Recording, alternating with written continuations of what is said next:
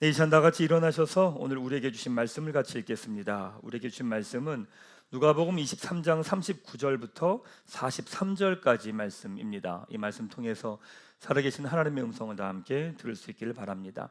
39절부터 말씀을 함께 읽도록 하겠습니다.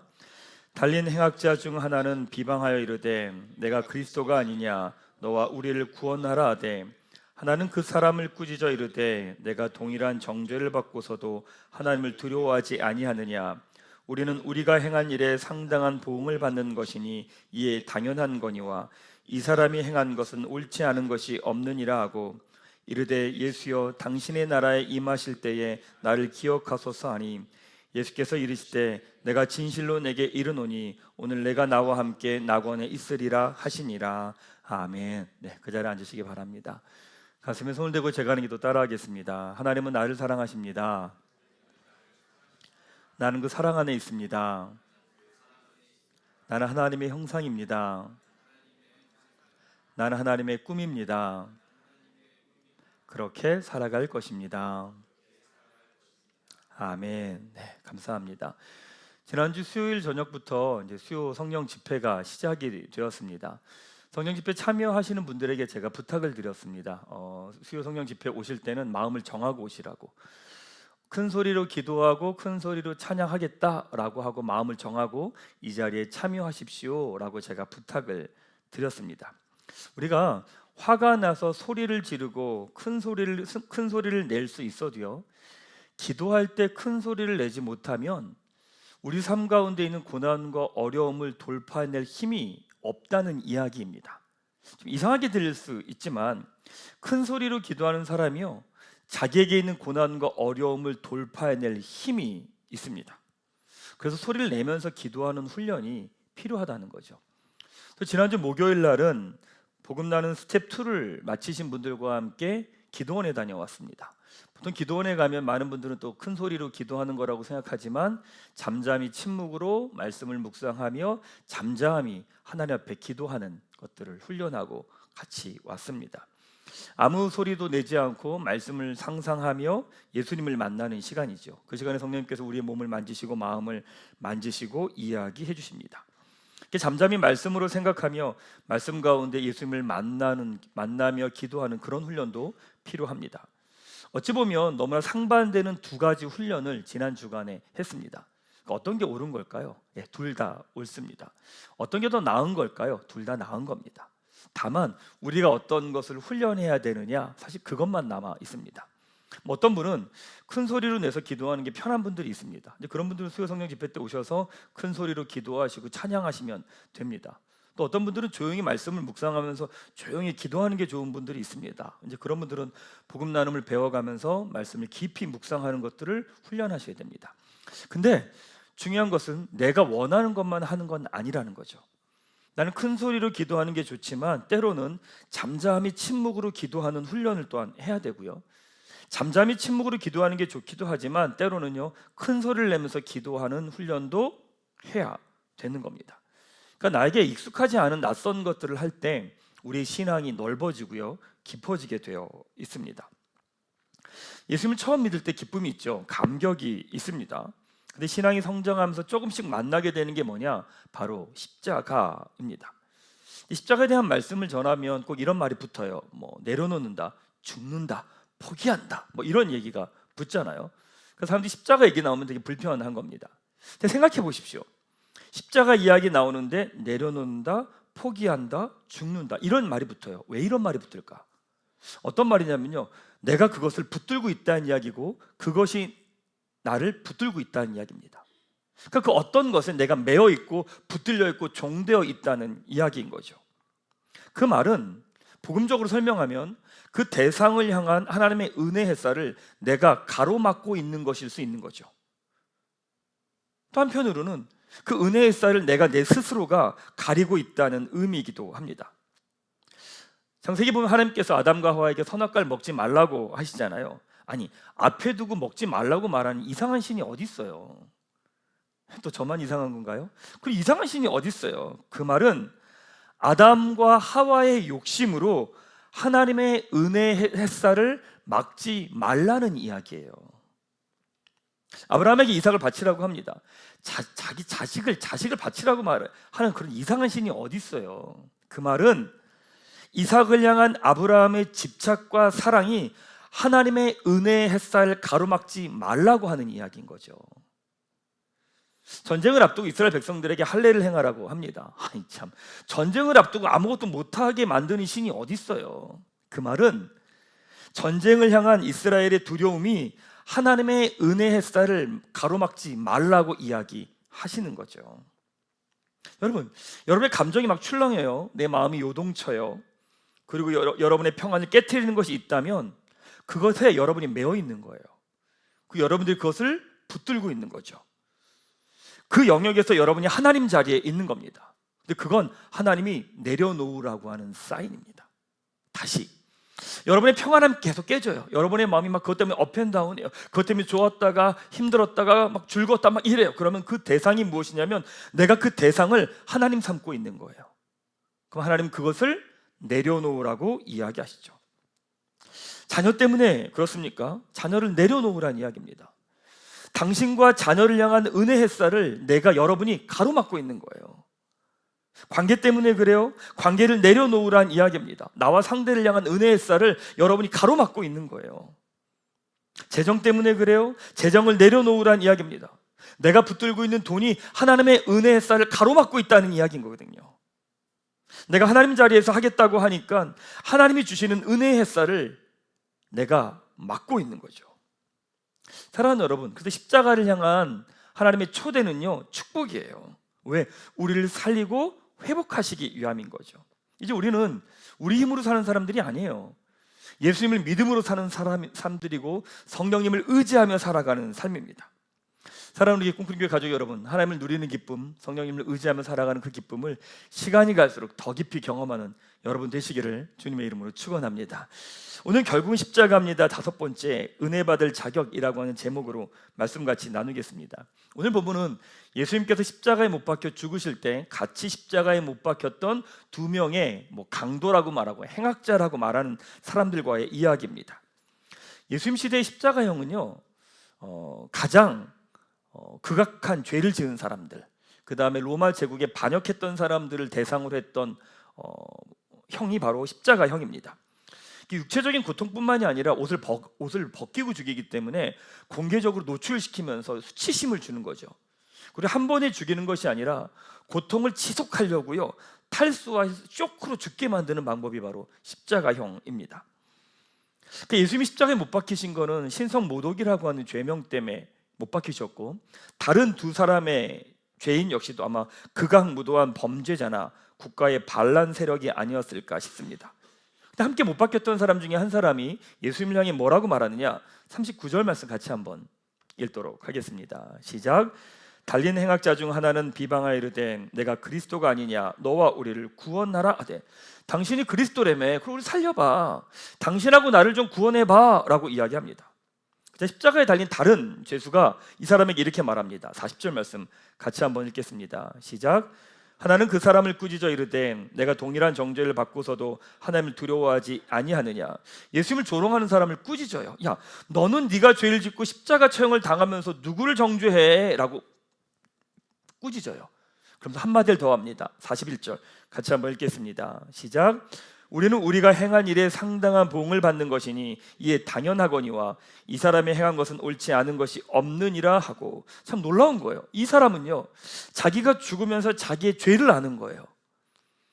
나는 내가 죄를 졌으니까, 우린 죄를 졌으니까 죽는 거야 라고 이야기하면서, 저분은, 예수님은 잘못한 게 하나도 없어, 그래서 그런데도 죽는 거야 라고 말을 해요. 참 놀라운 거죠. 요즘에 프리스텝 복음 나눔 하면서 제일 많이 자세하게 설명하는 내용이 뭐냐면, 내가 죄인입니다 라고 하는 것에 대한 고백입니다. 기독교의 핵심적인 고백입니다. 내가 죄인입니다 라고 하는 고백은요, 사실은 어떤 행동에 관한 이야기가 아닙니다. 근본적으로 죄라는 건 하나님과의 관계에서 나오는 언어예요.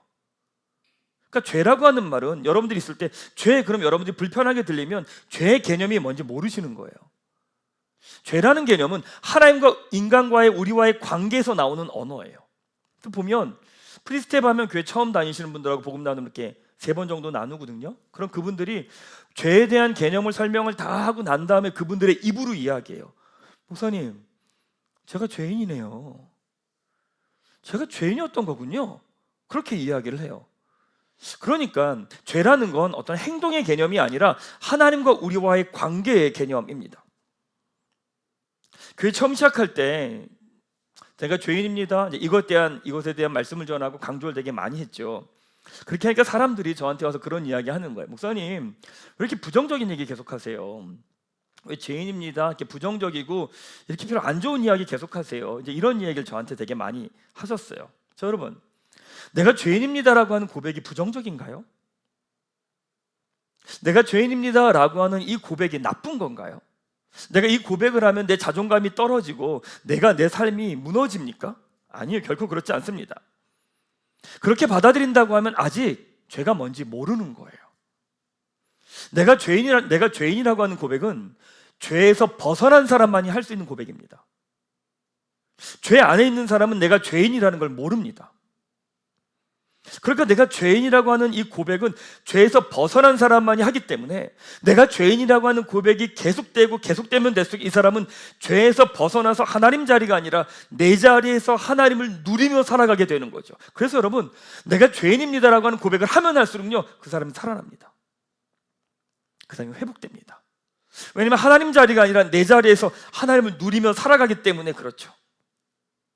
나에게 답이 없음을, 내가 죄인임을, 그리고 나의 문제를 내 힘으로 해결할 수 없음을 아는 사람은 그 사람이 살아가는 이 삶에서 3가지 방법이 있습니다. 이 세상이 취하는 방법입니다. 첫 번째 먼저 하세요.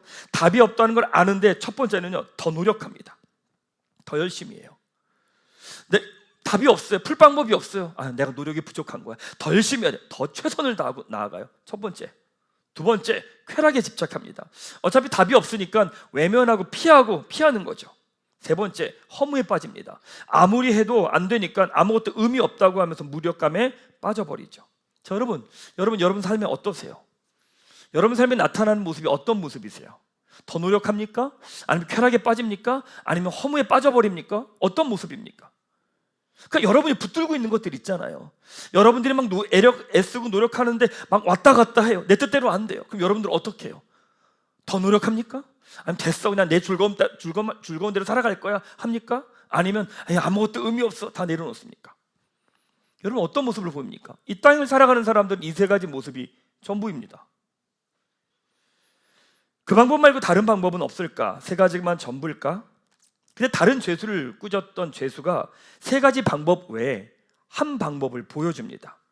예수님에게 이렇게 말하죠. 42절 말씀 같이 한번 읽겠습니다. 시작. 이르되 예수여, 당신의 나라에 임하실 때에 나를 기억하소서 하니, 자기에게 답이 없는 마지막 순간에 죄수는요, 예수님께 맡깁니다. 나의 열심도 아니고 쾌락도 아니고 허무도 아니고 그것을, 나의 인생을 예수님께 내어 맡깁니다. 그때 예수님 뭐라고 말씀하시느냐? 43절입니다. 같이 한번 읽겠습니다. 시작. 예수께서 이르시되 내가 진실로 내게 이르노니 오늘 내가 나와 함께 낙원에 있으리라 하시니라. 와, 말도 안 되지 않습니까? 이거 말도 안 되지 않습니까? 이거 와, 아니 극악무독한 죄인이 예수님께 자기를 기억해달라고 부탁 하나 했다고 이 사람이, 그렇게 큰 죄를 지은 죄수가, 예수님을 위해서 아무것도 한 것이 없는 자격 없는 죄수가 구원을 받아요. 말이 안 돼요. 이거는 착한 일 하는 사람도 아니에요. 극악무도한 죄인이에요. 그 죄인이 예수님한테 나를 좀 기억해 주십시오, 그 말 한마디 했다고 구원을 받아요. 말이 안 돼요. 이거는 자격 없는 사람에게 어떻게 이런 일을 주어져요. 근데 이것은 십자가의 본질을 보여줘요. 십자가의 본질은요, 은혜입니다.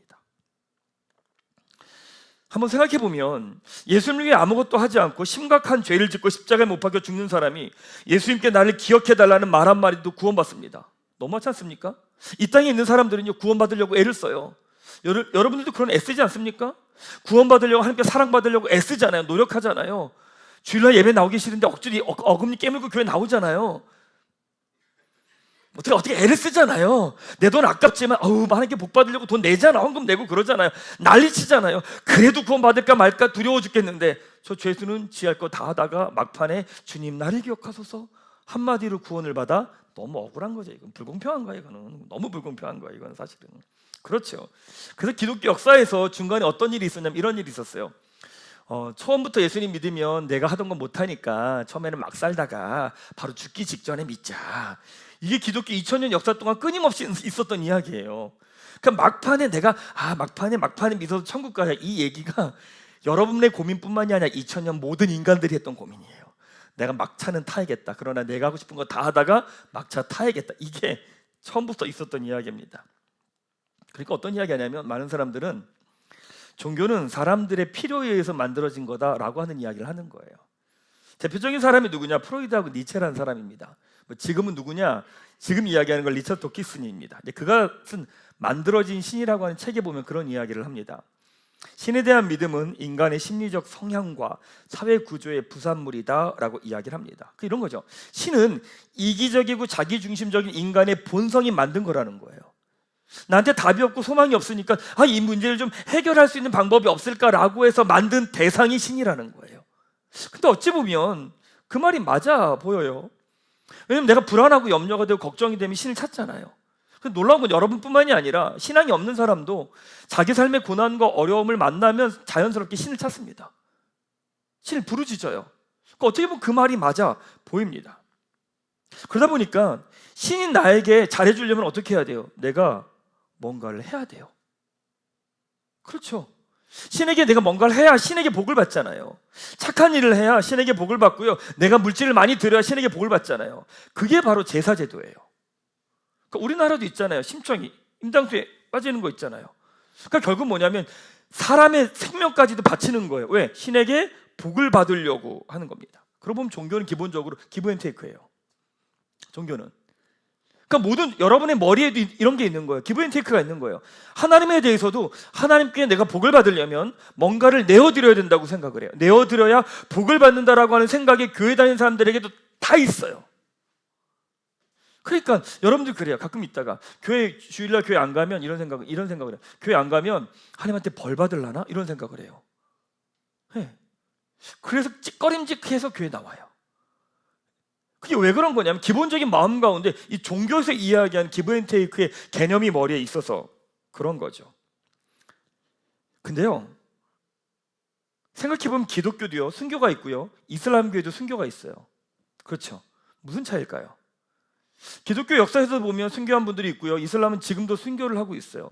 나의 생명을 버리는 거예요. 그럼 같은 순교인데 무슨 차이가 있을까? 근본적으로 다릅니다. 이슬람 경전인 코란에 보면 이런 내용이 있습니다. 그로 하여금 알라의 길에서 성정케 하여 내세를 위하여 현세의 생명을 바치도록 하라. 알라의 길에서 성전하는 자가 살해당하건 승리를 거두건 알라는 그에게 큰 보상을 주리라. 알라의 길에서 순교하는 자가 죽었다고 생각지 말라. 그는 알라의 양식을 먹으며 알라의 곁에서 살아있노라. 이슬람에서 순교는 구원받기 위함이에요. 그러니까 이슬람에서 자기의 목숨을 바치는 건 내가 구원을 받으려고 천국을 가려고 순교하는 거예요. 그게 이슬람의 방식인 거죠. 그러니까 지하드, 성전, 전쟁에 참여하면 요즘도 그렇잖아요. 요즘도 이슬람 국가와 전쟁을 하면 그렇게 많은 사람들이 순교합니다. 왜냐하면 구원받으려고, 천국 가려고, 천국이 보장되거든요. 근데 기독교의 순교는 뭐냐? 사도행전 20장 23절 4절 같이 한번 읽겠습니다. 시작. 오직 성령이 각 성에서 내게 증언하여 결박과 환난이 날 기다린다 하시나 내가 달려갈 길과 주 예수께 받은 사명 곧 하나님의 은혜의 복음을 증언하는 일을 마치려 하면은 나의 생명조차 조금도 귀한 것으로 여기지 아니하노라. 무슨 말이에요? 은혜의 복음. 무슨 말이냐면 나를 구원해 주셨기에, 나를 살려 주셨기에 감사해서 나의 생명을 드리는 거예요.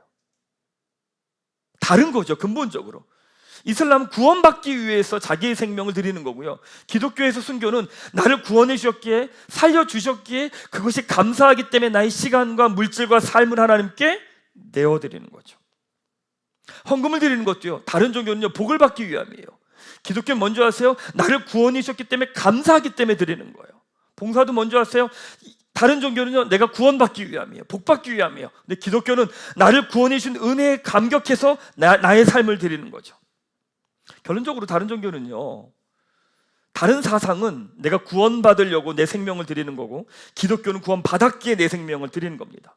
그러니까 다른 종교는 구원이 목적이고요 기독교는 구원이 시작이에요. 구원이 시작이에요. 그래서 기독교의 기본 전제가 있습니다. 은혜입니다. 은혜를 다르게 말하면 언제나 하나님이 먼저라고 하는 뜻이에요. 은혜는 뭐냐면 하나님이 먼저라는 뜻이죠. 예수님의 십자가에 대해서 사도 바울이 이런 이야기합니다. 로마서 5장 8절 말씀 같이 한번 읽도록 하겠습니다. 시작. 우리가 아직 죄인 되었을 때 그리스도께서 우리를 위하여 죽으심으로 하나님께서 우리에 대한 자기의 사랑을 확증하셨느니라. 예수님의 십자가는요, 우리가 죄인 되었을 때 일어난 사건이에요. 내가 하나님의 자리에 살아갈 때, 내 힘과 능력으로 살아갈 때, 하나님에 대해서 인식이 없을 때, 내가 하나님에 대한 개념이 없을 때, 난 내 마음대로 살아갈 때, 하나님을 거절할 때, 거부할 때, 인식도 없을 때 우리를 위해 죽으신 사건이라는 거예요. 다르게 말하면 자격이 되지 않을 때, 자격이 없을 때 나를 위해 죽으셨어요. 하나님이 먼저 우리를 구원하신 거죠. 그러기에 십자가를 우리를 향한 하나님의 사랑이라고 말하는 거예요. 여러분, 만약에 우리에게 조금이라도 자격이 털끝이라도 있었으면 그거는 사랑이 아닐 거예요. 그건 계산이거나 조건이었겠죠. 근데 우리가 죄인일 때, 우리가 죽었을 때라는 얘기 뭐냐면 하나님에 대해서 아무것도 한 것이 없을 때, 자랑할 게 아무것도 없을 때, 그때 우리를 위하여 죽으심으로 우리를 구원해 주셨다고 이야기해요. 많은 사람들이 내 수고와 노력과 열심으로 살죠. 성공하려고, 잘 살려고, 행복하려고 수고하며 노력하며 삽니다. 예수님을 믿는 사람들의 삶은 하나님이 나를 위해 먼저 하신 일에 대한 응답으로 살아가요. 교회 가족들도 보면 그래요. 어떤 분들이 이렇게 신앙생활 하는 거 보면 신앙생활 하는데 별로 행복해 보이지 않아요. 근데 왜 그런 거냐면 그건 결국 내 열심과 노력으로 하기 때문에 그래요. 내 열심과 노력으로 하면 늘 뭔가를 바라거든요. 내가 열심히 수고하고 노력해요. 그럼 상대방이 내가 원한 만큼 대가를 돌려주지 않아요. 그러니까 늘 불평과 원망이 있는 거예요. 어떤 분은 그냥 신앙생활을 하는데 되게 즐거워요. 되게 행복해요. 저분은 왜일까? 보면 간단해요. 하나님이 자기에게 하신 일, 나를 구원해 주신 일, 나에게 은혜 주신 일, 날 살려주신 일, 나에게 주신 은혜들을 기억하는 그 은혜에 대한 응답으로 사는 거예요. 그러니까 뭐냐면 다른 사람들이 나한테 어떻게 하든가 안 하든가 별로 중요하지 않은 거예요. 왜? 이미 나에게 하신 일 때문에 내가 기쁨으로 그 일들을 걸어가니까. 근데 이게 삶에서 또 나타납니다. 여러분들이 이 교회에 온 건 여러분들의 선택이 아니라 하나님이 부르신 거예요. 그러니까 열심을 내야 되는 거예요. 여러분의 선택이었다면 여러분이 열심을 내든가 말든가 여러분 마음이겠죠. 근데 여러분이 이 교회에 온 건 여러분의 선택이 아니라 하나님이 부르셨기에, 하나님이 인도하셨기 때문에 내가 열심을 내고 수고를 내는 거예요.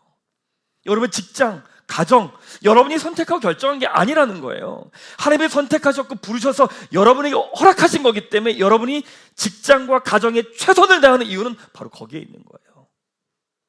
우리는 우리가 선택했다고 생각해요. 내가 먼저예요. 복음은 그게 아니에요. 하나님이 먼저라는 거죠. 수요 성령 집회 때 기도할 때 제가 이렇게 부탁드렸어요. 기도도 우리 이렇게 기도해요. 자, 우리 함께 기도하십시다. 그럼 내가 내 힘을 내서 기도한다고 생각해요. 그럼 기도 오래 못해요. 기도는 어떻게 해야 힘있게 할 수 있는 줄 아세요? 이미 성령 안에서 여러분 안에서 일하고 계신다라고 하는 믿음에서부터 시작해요. 이미 성령 안에서 여러분 안에서 이미 일하고 계세요. 역사하고 계세요. 그 믿음을 따라서 기도하는 거죠. 그래서 은혜 받을 자격 없는 나를 구원해 주신 십자가의 사건, 은혜의 사건, 그걸 내가 누리는 통로가 뭔지 아세요? 그게 믿음이에요. 믿음은 하나님과의 그것도 관계의 언어예요. 여러분, 믿음은 내가 고민하고 생각한다고 해서 생기지 않아요. 믿음은 하나님과 관계하면서 믿음이 생겨요. 우리 교회 가족들하고 이야기하면 그래요. 목사님, 저는 왜 믿음이 안 자라죠? 당연히 안 자라지. 왜 안 자라냐? 믿음은 생각한다고 자라지 않아요. 믿음은요, 예배드리고 기도하고 성도들의 교제를 하고 관계를 하면서 믿음은 자라는 거죠. 하나님을 향한 믿음도 그래요. 이 공동체와 말씀과 예배와 기도하면서 그분과 관계하면서 믿음이 자라지, 그게 되지 않는 상황에서 믿음은 자라지 않아요. 사람들은 착각해요. 믿음을 나 혼자 생각하면서 믿습니다, 이게 믿음인 줄 알아요. 그건 믿음 아니에요. 그건 자기 체면이지, 자기 확신이지. 믿음은 관계예요. 자, 보세요 여러분, 제가 하나님에 대한 믿음이 있어요. 목사니까 당연히 있어야겠죠. 제가 믿음이 있어요. 그럼 이 믿음은 누가 잘해서 생긴 거예요? 내가? 누구예요?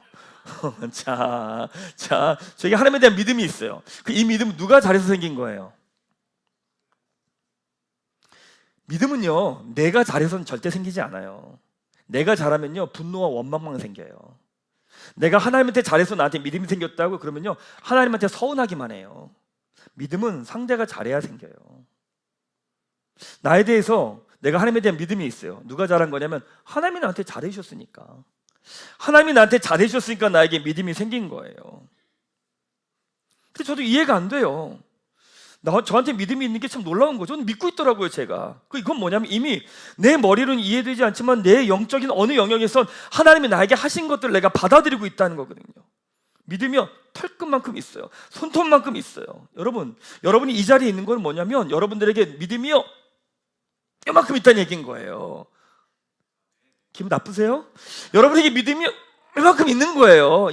때만큼 있는 거, 이만큼 있는 거예요. 자, 그럼 이제 우리 어떻게 해야 될까? 요만큼 있는 믿음을 가지고 우리 어떻게 해야 될까? C.S. 루이스가 순전한 기독교에서 이런 이야기를 합니다. 두 가지 종류의 가장이 있습니다. 그런 척하는 거예요. 하나는 나쁜 것으로 진짜를 밀어내는 가장인데 실제로는 돕지 않으면서 돕는 척하는 것입니다. 다른 하나는 좋은 가장인데 진짜로 나아가는 가장입니다. 친밀감을 보여야 할 사람한테 친밀감이 생기지 않을 때 마치 자기가 실제보다 더 친절한 사람인 양 친절한 태도와 행동을 보이는 것입니다. 그래서 그 책의 마지막에 이런 이야기를 합니다. 이렇게 하는 순간 하나님의 아들 그리스도가 실제로 여러분 옆에서 가장을 현실로 바꾸기 시작하실 겁니다 라고 말해요. 하나님이 하신 일을 믿고 행동으로 옮겨보라는 거예요. 그걸 내어드림이라고 이야기합니다. 여러분, 믿음은요, 내어드림을 통해 성장해요. 자녀에 대한 염려가 있어요? 그럼 자녀에 대한 염려를 맡기세요. 하나님께 맡기세요. 그리고 하나님께서 우리 자녀를 책임지심을 믿고 나는 내일 하시면 돼요. 아멘. 믿고 나는 내일 하시면 돼요. 그냥 어떤 분에게 이제 여성수련회 가자고 이야기를 이렇게 나눴어요. 그랬더니 그분이 부담스럽다고 얘기하더라고요. 뭐 이것저것 신경 쓰는 게 많고 걱정된다 그러시더라고요. 그럼 어떻게 하면 돼요? 부담감을 하나님께 맡기면 돼요. 그리고 하나님께서 내 부담감을 책임져 주실 것을 믿고 나는 수련회 가면 돼요. 새로운 도전을 해야 돼요. 근데 두려워요. 그럼 어떻게 하면 돼요? 두려움을 하나님께 맡기고 내 인생을 책임지심을 믿고 그 길을 가는 거예요. 성경은 이걸 뭐라고 표현하냐면 그걸 십자가라고 표현해요. 이걸 죽는다고 표현해요. 왜냐하면 지금까지는 내 힘으로 살았잖아요. 내 힘으로 살았기 때문에 내 힘을 놓고 하나님께 맡기고 사는 걸 살아본 적이 없어요. 그러니까 그걸 뭐라고 말하면 십자가의 삶이라고 말하는 거예요. 십자가의 삶 이렇게 이해하시면 돼요. 내가 한 번도 살아보지 못한 삶. 내가 무조건 포기하고 양보하고 내려놓는 삶이 아니라 그걸 하나님께 맡기고 하나님께서 그것을 해결하실 것을 믿고 내가 살아가는 삶, 그게 십자가의 삶이라는 거예요. 그러니까 예수님이 이런 말씀 하시는 거죠. 마태복음 11장 29절 30절 같이 한번 말씀 읽겠습니다. 시작. 나는 마음이 온유하고 겸손하니 나의 멍에를 메고 내게 배우라. 그리하면 너희 마음이 쉼을 얻으리니 이는 내 멍에는 쉽고 내 짐은 가벼움이라 하시니라. 아멘. 여러분, 십자가가 부담스러워요? 앉아 계신 우리 어머님 얘기하셨어요. 아니라고. 십자가 부담스러워요? 부담스러운 거 아니에요. 왜? 누구한테 맡기는 거예요? 하나님께 맡기는 거예요. 그 하나님이 그것들을 책임지실 걸 믿고 우린 가는 거예요. 그게 십자가의 삶이라고요. 왜 여러분들 그 십자가의 삶을 여러분이 가려고 그래요? 못 가요. 나한테 답이 없는데 그걸 내가 해결하면서 가겠다고 난리를 쳐. 그러니까 인생이 다 힘든 거죠. 예수 믿는 것도 힘들어. 여러분 안에 있는 건 어떻게 해요? 하나님께 맡기는 거예요. 던지는 거예요. 그리고 하나님을 향한 믿음이 나한테 요만큼 있으니까 그렇게 하실 걸 믿고 나는 그 길을 걸어가는 거예요. 그 성경이 이렇게 말해요. 십자가의 삶이래요.